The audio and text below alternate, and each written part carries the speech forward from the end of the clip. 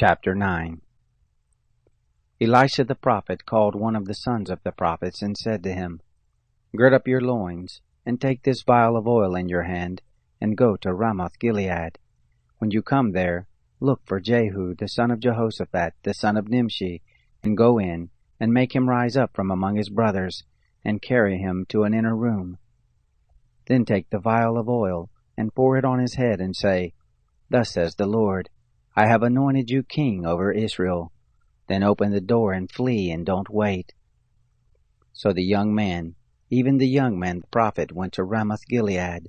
When he came, the captains of the host were sitting, and he said, I have an errand to you, captain. Jehu said, To which of us all? He said, To you, O captain. He arose and went into the house, and he poured the oil on his head, and said to him, Thus says the Lord, the God of Israel, I have anointed you king over the people of the Lord, even over Israel. You shall strike the house of Ahab your master, that I may avenge the blood of my servants the prophets, and the blood of all the servants of the Lord, at the hand of Jezebel.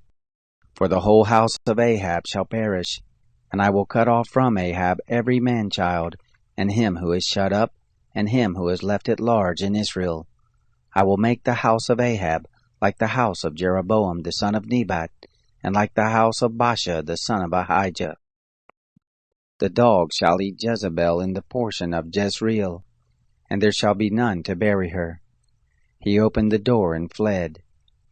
Then Jehu came forth to the servants of his lord, and one said to him, Is all well? Why did this mad fellow come to you? He said to them, You know the man and what his talk is. They said, It's not true, tell us now. He said, Thus and thus he spoke to me, saying, Thus says the Lord, I have anointed you king over Israel. Then they hurried, and took every man his garment, and put it under him on the top of the stairs, and blew the trumpet, saying, Jehu is king. So Jehu, the son of Jehoshaphat, the son of Nimshi, conspired against Joram. Now Joram was keeping Ramoth-Gilead, he and all Israel, because of Hazael king of Syria. But King Joram had returned to be healed in Jezreel of the wounds which the Syrians had given him when he fought with Hazael king of Syria. Jehu said, If this be your mind, then let none escape, and go forth out of the city to go tell it in Jezreel. So Jehu rode in a chariot, and went to Jezreel, for Joram lay there. Ahaziah king of Judah was come down to see Joram. Now the watchman was standing on the tower in Jezreel, and he spied the company of Jehu as they came, and said, I see a company. Joram said, Take a horseman, and send to meet them, and let him say, Is it peace? So there went one on horseback to meet him, and said, Thus says the king, Is it peace? Jehu said, What do you have to do with peace? Get behind me. The watchman told, saying, The messenger came to them, but he isn't coming back. Then he sent out a second messenger on horseback, who came to them and said, Thus says the king, Do you come peaceably? Jehu answered, What do you know about peace? Get behind me. The watchman told the king, saying, He came to them, and isn't coming back. And the driving is like the driving of Jehu the son of Nimshi, for he drives furiously. Joram said, Make ready. They made ready his chariot. Joram king of Israel and Ahaziah king of Judah went out, each in his chariot, and they went out to meet Jehu, and found him in the portion of Naboth the Jezreelite. It happened, when Joram saw Jehu, that he said, Is it peace, Jehu?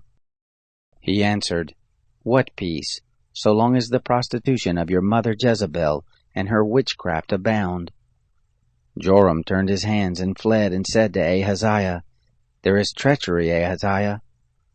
Jehu drew his bow with his full strength, and struck Joram between his arms, and the arrow went out at his heart, and he sunk down in his chariot.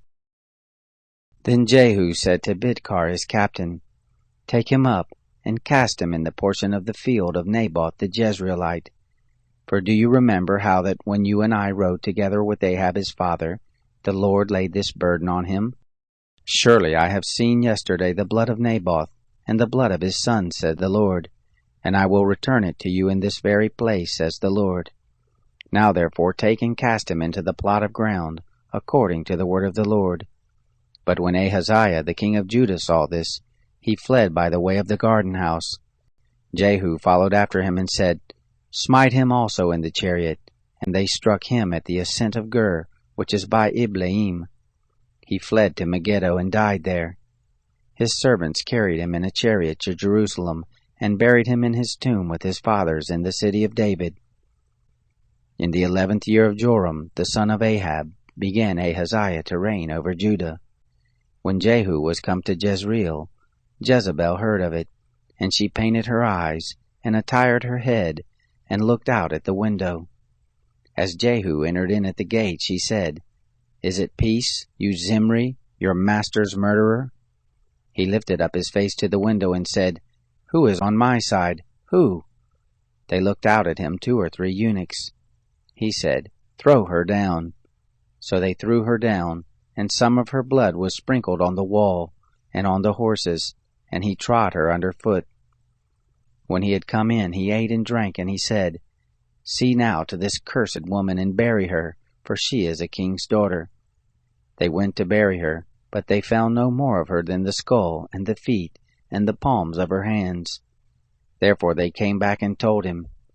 He said, This is the word of the Lord, which he spoke by his servant Elijah the Tishbite, saying, In the portion of Jezreel shall the dogs eat the flesh of Jezebel, and the body of Jezebel shall be as dung on the face of the field in the portion of Jezreel, so that they shall not say, This is Jezebel.